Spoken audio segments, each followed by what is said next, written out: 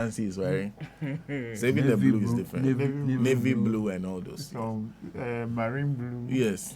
Yes. Aqua blue. Yes. So you need to know what you are. What not. David Tamakloe is the editor of the New Republic.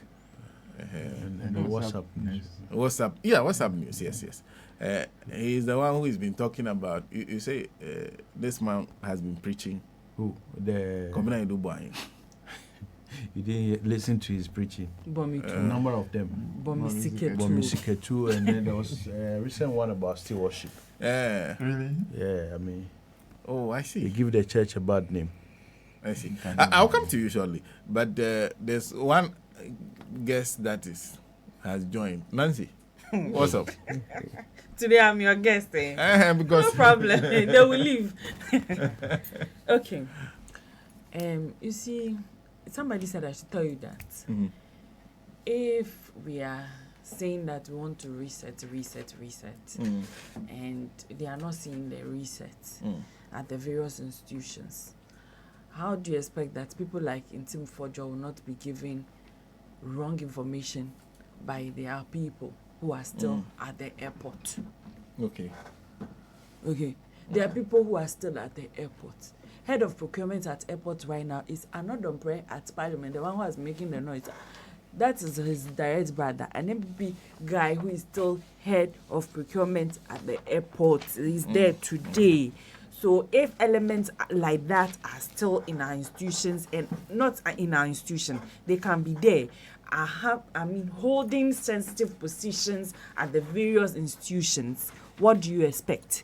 Information like that they will give to Tim Fojo and the rest, and they will start misbehaving in this country. But now you need to make your case proper. You said the direct brother of Anodompre. You have people who have brothers in MPP and NDC. If he's an MPP, that's what I'm saying. He does. Somebody who does not believe in the reset agenda. That is what I'm talking about. He doesn't share the ideology. Thank you. Of the current regime, he does not. But does that preclude him from holding a position? No. You can't. Your competitor cannot sing your song more than you yourself. Legally, no, but rationally, yes, it doesn't make sense. Logically, your opponent cannot sing your once good he's works. Politically exposed. That is it. That is the matter. And you see, you mentioned politically exposed, and they are taking you to another place. Snate, my favorite place these days. Sana, see what is happening there. Your friend's wife. Who? Please, be careful who you call my friend. Big man friend. I don't know why. Everybody that goes to do something questionable is my friend. What kind of life is that? Your friend, Sami Jinapo. Sana doesn't like problem.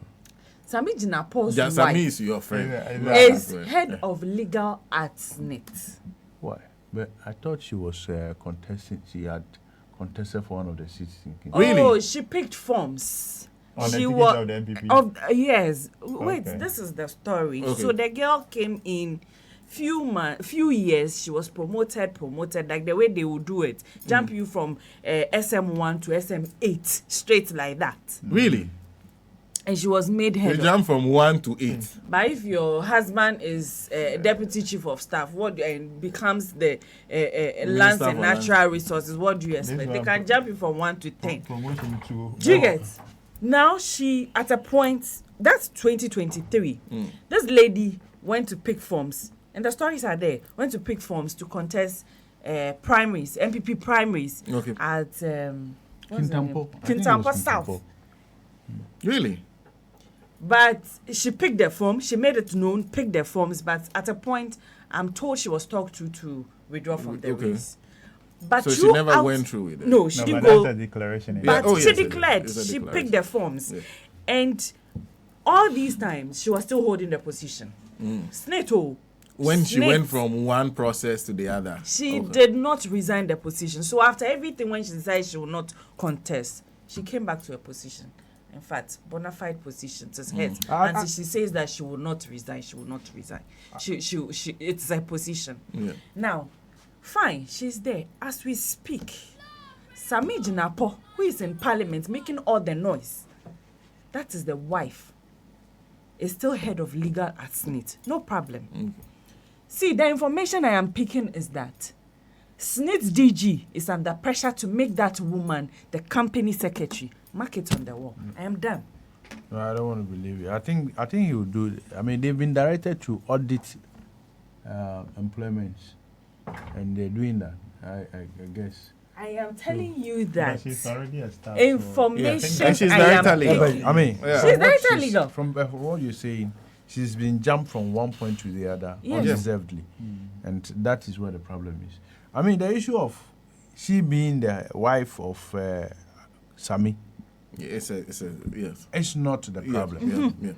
Because of she's course, entitled to be Sami has a brother who is a minister under the new regime. Yes. The problem is that he is an MP. She's an MPP, contested for a seat, believing in the vision of the MPP. So you can. I think that it would be irrational to keep such a person within management setup, in a new regime that has a different vision. And I am saying that the information I am picking from SNIT is that the DG is under pressure to make her company secretary. And company secretary as SNIT, you know how their act is. You can take care of that is till she retires at 60. Under pressure. That is if she retires at 60. Under pressure. You know that song, Under Pressure? Pressure from who? So that is information I have given you. So under pressure from. As for SNIT, I am there. Yeah. We will reset SNIT. We will reset the place. Well, I think that the appointees should heed to some of this. I think they need some of this information to act properly. The person is politically exposed. There is nothing you can do about it if even you call yourself a liberal. It doesn't make sense. Particularly when your party people are out there, qualified, some have been maltreated and, denied opportunity. Promotion. They were denied because they belong to a particular political party. So if you are appointed as a head, and you think that because you know one or two people, or they are your friends, family friends, neighbors, so you give them an edge over your colleagues. I mean, your comrades who are equally qualified. Then you have a problem. I mean, you must have your head checked because I mean, it is the communal work that brought the party to power and even put you where you are. So if you can't think about it, I mean, there are some of these stories at many places. Quite a lot. A lot of them. Quite a lot. The interesting thing is that they said they are going by. I understand a few things that some of the CEOs are saying. We are going by the book. Okay. So we are going by the book. We'll promote who deserves it. So let me ask you. So the person who was jumped from, let's say, 1 to 5. They will continue jumping. So that's the person that they will afford the opportunities to. Okay. Because they are put. So it is the people the MPP have put in a strategic position.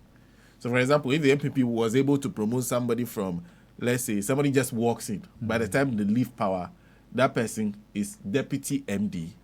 That person has a better chance of being MD than anybody else. That's what they're saying. Somebody who actually worked. Going by that. I thought that's what the audit is supposed to take care of, because then people are being jumped for political reasons, not on merit. So the loophole that people will take advantage in the audit is that it has a very clear timeline. You understand? So, and if I understand correctly, not all those jumps happen after. No, but I mean, December 7th. If you have been asked to do audit, you yourself, I mean, it should be of concern to you that somebody has been jumped, a step or 2 steps higher than those who were ahead of them. Except you can prove that those who were ahead of her were not qualified or were also breached certain protocols. So then Yeah, so then probably what's for people not to take advantage of that loophole, for instance, to say that they are going by the quote unquote the book, We are going by then the the book. chief of staff can amend the terms of reference or the timeline Mm. to cover even promotions I think since certain period. in context, the chief of staff's letter earlier was up to 7 After 7 December. Yeah, but that was in the context that a lot of people were recruited after the election. Yes, the elections, yeah. But Recruited, generally, promoted, yes. among, yeah. generally, You yourself should be able to do issuing a general order rationalization. that they should revoke it would be a problem. So Okay. when you get there, you find out somebody was jammed, suspiciously. I think you don't need anyone to tell you to do the right thing, regardless of who the boss is. So you come in, you see, the interesting thing is that somebody comes in maybe before the MPP administration has been at work for so long. The MPP comes, they bring in someone who initially comes as an understudy and then just a junior officer that's supposed to be in your department, understudying you. So you teach the person how the rudiments of the person learns from you. The ropes. Yeah. Before you know, the person is now your boss. And you see the person rise from, and all this while, the general rules when it comes to state agencies, among others, they promote most of the times based on the longevity and then your qualifications. Yeah, so the experience and Yes. then the qualification. But you had that qualifications before the person acquired it. Yet his or his is recognized. And that person keeps going up, whilst you remain at the same place you were when they came in. So you have not moved an inch. They will sabotage you. That way, you are creating more saboteurs for us, because you have the not moved guy an who inch. is politically exposed and therefore doesn't belong to your side, doesn't share your vision, will sabotage you. And the people you cause to be such disrespected would also sabotage you. So you are digging your own grave. And I think a lot of the appointees shouldn't take this thing lightly.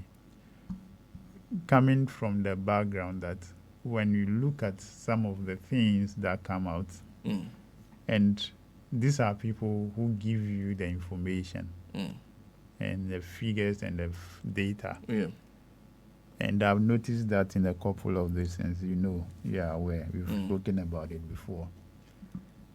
They will mischievously give you the wrong data. And knowing these people very well and how they operate, and an average center to left will not do that. But the center to right people that we have, the Yanum that we have in this country, they are more loyal to their party and their ideology than anybody, to even the country. So they don't care whether they give you the wrong information to just embarrass you. And if some of the appointees are not seeing this, then I'm afraid I don't know how we can help them. Some of these things, some of us will keep correcting them or putting out the facts and the figures. But it can't always be like that. Yeah, because you see, there are many reasons. Because you put people there, Yeah. you pay them to protect you against some of these things. So if your people has to be on top of their jobs to protect you and then filter the information that gets to you, especially when it comes to the facts and the figures and the data. For you to be sure of what is happening underneath you always, and be sure that nobody is taking advantage of. Yes.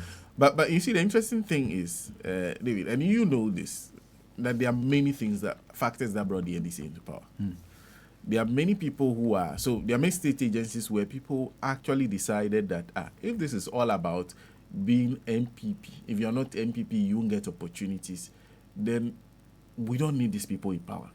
We need people in power who offer fair opportunities.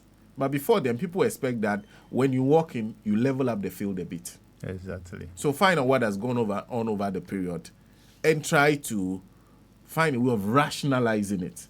So if there's somebody who's been there for 8 years, not a single promotion, Yet there's no reason to justify why that person has not been promoted once. Their salary, their conditions have not changed. They are the same. Why wouldn't there be some right? Try to at least make up for those kind of issues. Because if not, then you reduce the thing to MPP. If you are not MPP, or if you are not NDC, when the NDC comes, you won't get anything if you are not MPP. So you have to wait till your party comes to power for you to make progress, right? But talking about that, I think I've heard one, the NIB, not the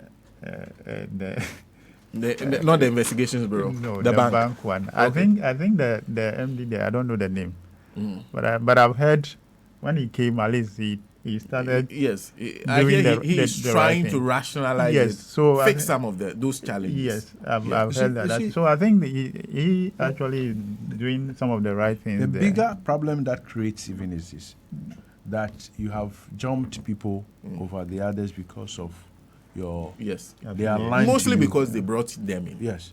Now when you do that, and another person comes and want to even rationalize things, don't forget every promotion comes with upskill of your conditions will have to go up. Yeah. So it's a burden that the new government is carrying, unless you are able, you'll be able to step them down, and it's against labor laws. Except you can justify it. Even that, it is one cardinal labor law rule that you don't demote people or vary their benefits, to below what so below what they've been earning already. So definitely, if you are going to even rationalize it, it means you are going to add more to your pay, your payroll, and your pay, your salary burden. So it's I don't know why politicians do this and think that and this is the start of cronyism and nepotism. So I hope the appointees, I know some of them are doing very well. They are doing things that, even the people who have been asked to, either go down or even step out, understand that this makes sense. There's a clear case of a friend of mine who went to one of the establishment. She's been put at a certain particular position, and the new MD says, you probably were given a position that your qualification does not meet. And as much as he may understand it, the fact that you are varying the salary is a problem. Because he has an expectation and all that. So I don't understand why people do this, really. When you get position and you think that you must bring in people and jump them over, let people see it's natural that you even allow them. The person has to grow within the organization. Already you've given the person a golden opportunity to even enter that system or that establishment. So allow the person to organically grow. And then, It didn't happen like that under the MPP. In fact, they wanted... So that's what we're actually saying. They consciously wanted to have a particular group of people around them. Like controlling every... So this happened in the army.